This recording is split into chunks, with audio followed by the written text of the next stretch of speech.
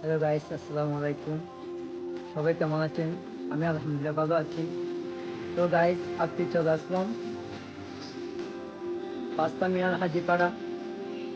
তো আমরা বন্ধু বান্ধব সবাই চলে আসলাম। দেখেন আপনারা। তো গাইস, হয়তো আপনারা অনেকজনের চিনেন, অনেকজনের চিনেন না ওই জায়গাটা।